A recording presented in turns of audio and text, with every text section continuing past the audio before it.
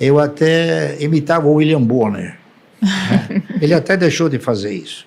O William Bonner, quando a ação caía um pouco e a bolsa caía, então ele com todo aquele ênfase, ele falava, a bolsa caiu.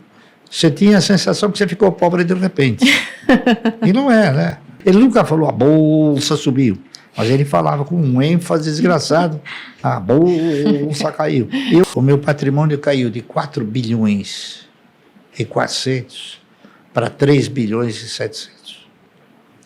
Então, teoricamente, eu perdi 700 milhões. Mas eu não perdi nada. Por quê? Porque eu não vendi. Entendeu? Então, o cidadão, ele tem esse sentimento retrógrado de que ele perdeu, mas ele não perdeu.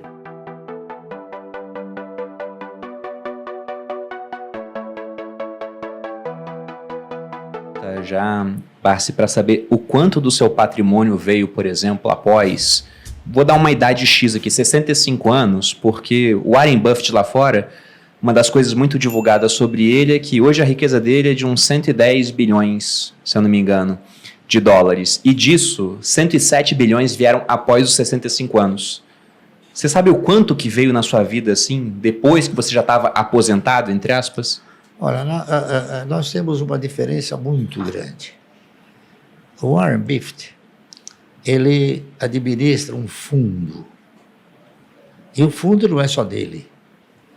Ele tem muitos que aplicam no fundo. E outra coisa, ele não distribui dividendos. Entendeu? Ele gera o sentimento da valorização. E é claro, mas o sentimento, então, é que ele tem um patrimônio grande. E tem. Agora, não é só dele, entendeu? Ele é o gestor, aliás, com outros gestores também competentes. Então, há uma diferença muito grande entre ele e eu. Eu não sou um fundo. Holding, né? Não é isso? Eu tenho um fundo, mas eu não sou um fundo. Então, eu tenho a mesma característica dele na pessoa física, enquanto ele tem o quê? Ele valoriza a cota.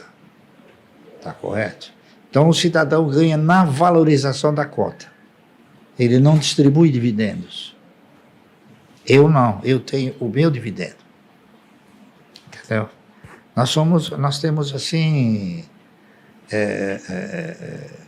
vamos supor, conceitos diferentes. Tá certo? Agora, é claro, ele também teve um sentimento de investir bastante aguçado, não é isso? E outra, ele teve também a felicidade de estar num país onde 90% investe na geração de riqueza. Sim. Não é aqui onde 99% investe o quê? Não, é agiota. Está entendendo? Então, há essa diferença. Então, quando ele comprou ações de empresa General Electric, Coca-Cola, West Fargo, né? Aqui você é obrigado a comprar outras empresas que não são idênticas lá. E o crescimento foi fantástico. Mas o padrão de multiplicação de patrimônio ele é muito parecido por conta da forma da equação. É o tempo. Exato, é o tempo. Então, se você for pensar nas histórias do livro, né, sei lá, o primeiro milhão ali no final da década de 70 para o primeiro bilhão, que foi em 2012, eu me lembro porque foi quando eu descobri que eu era filha de bilionário, enfim. Essa história é ótima, já contei que eu passei em frente à banca, vi lá meu pai, o Lírio Parisotto e o Guilherme Afonso Ferreira na capa da Exame, os bilionários da Bolsa. Eu, opa, como assim, né? Então, o primeiro bilhão Você que foi... descobriu pela revista, Pela então. revista, descobri pela revista. Então, imagina, do primeiro milhão no final da década de 70 para o primeiro bilhão, quantos anos não foram, né? Até 2012. Para 4 bilhões, 3,5, enfim, isso varia muito, mas multiplicou por 4 nos últimos 10 anos. Né? Então, obviamente... O tempo, há uma relação, né? Bem forte. Tá entendendo? Então, depois, e tem uma outra coisa que eu procuro também divulgar com bastante ênfase. O cidadão que opera no mercado, dentro desse foco de uma carteira de renda mensal, ele tem que se ater ao benefício do provento, não ao sentimento do patrimônio. O patrimônio, ele serve para alimentar e contemplar o teu ego. Então ele tem um valor relativo, tá correto? Só para vocês terem uma ideia,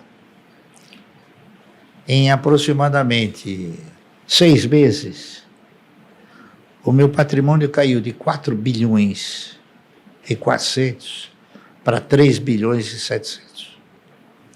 Então, teoricamente, eu perdi 700 milhões. Mas eu não perdi nada. Por quê? Porque eu não vendi. Entendeu? Então, o cidadão, ele tem esse sentimento retrógrado de que ele perdeu, mas ele não perdeu. Você está entendendo? Daqui a pouco, na hora que o mercado se movimentar positivamente novamente, ele pode ir a 5 bilhões. Entendeu? Então, o que a pessoa tem que se ater é no resultado. É aquilo que alimenta o caixa, não aquilo que alimenta o ego. Entendeu? E é isso aí. Com certeza. Bom, Isso é uma prevenção que eu sempre faço para as pessoas, porque o camarada, às vezes, até uma vez, várias vezes, em alguns pronunciamentos que eu fiz, eu até imitava o William Bonner.